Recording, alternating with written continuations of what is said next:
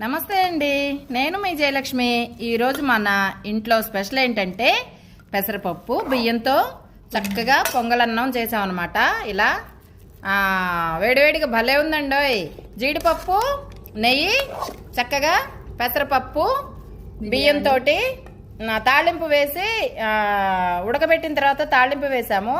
Super taste ఉంటుంది. ఎండాకాలం ఇలా తినగలిగితే మనం చక్కగా చాలా చలవ చేస్తుందండి పెసరపప్పు. దీంట్లోకైతే కొబ్బరి పచ్చడి అనమాట. కొబ్బరి, టమాటా, పచ్చిమిర్చి వేసి కొబ్బరి పచ్చడి చేసాము.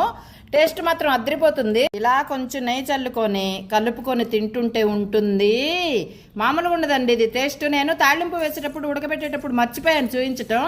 కనీసం ఇదన్నా చూపిస్తే, ఎండాకాలం కదా అందరికి అవసరం పడుతుందని చెప్పి ఇప్పుడు వడ్డించుకుంటూ ఇలా చూపిస్తున్నాను అనమాట.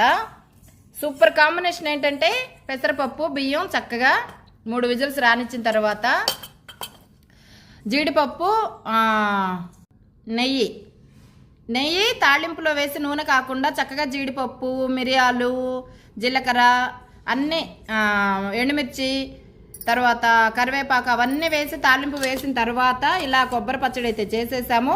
చాలా టేస్టీగా ఉంటుంది. ఇలా చూస్తూ ఉంటే నాకైతే తినాలనిపిస్తుందండి. మీతో మాట్లాడుతున్నాను కానీ నోరైతే ఊరిపోతుంది, వేడివేడిగా ఆరిపోతుంది కూడా అన్నం. చక్కగా చూసారా ఎంత బాగుందంటే, చూస్తుంటే భలే ఉంటుంది, ఆరోగ్యానికి చాలా మంచిది అనమాట. ఇలా చేసుకోగలిగితే నాకు అనిపించింది అరే వండేటప్పుడు చూస్తే బాగుండేదని, కానీ ఇప్పుడు కూడా ఏం పర్వాలేదు. టిఫిన్ లా చేసుకోవచ్చు చక్కగా. మధ్యాహ్నం మేము లంచ్లోకి అయితే ఇలా సింపుల్గా చేసాం ఈరోజు, కావాలని చెప్పి నాకెందుకో తినాలనిపించిందండి. చూస్తున్నారా వేడివేడిగా సాంప్రదాయమైన వంటకం ఇది. చక్కగా కొబ్బరి చిప్పలు వచ్చాయి దేవుడి దగ్గర, అలా తీసుకొచ్చి ఇలా పచ్చడి చేసేసి చక్కగా పెసరపప్పు బియ్యం వేసి నెయ్యి జీడిపప్పు వేసి తాళింపు వేసిన తర్వాత ఇలా తింటుంటే ఉంటుందండి. నేను తిని చెప్తాను మీకు.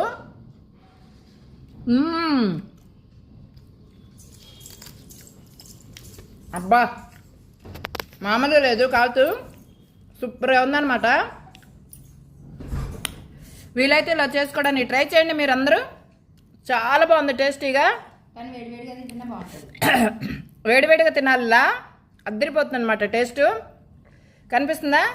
వేడివేడిగా కాలుతూ టేస్టీగా ఇలా తింటుంటే ఉంటుంది. నేను మీతో మాట్లాడుతున్నాను కానీ నాకు తినాలనిపిస్తుంది.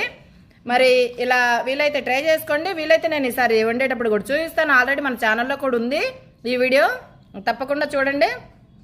ఆరిపోతుంది, ఆకలిస్తుంది, నేను తినేస్తాను. నేను మీ జయలక్ష్మి. నమస్తే అండి అందరికీ.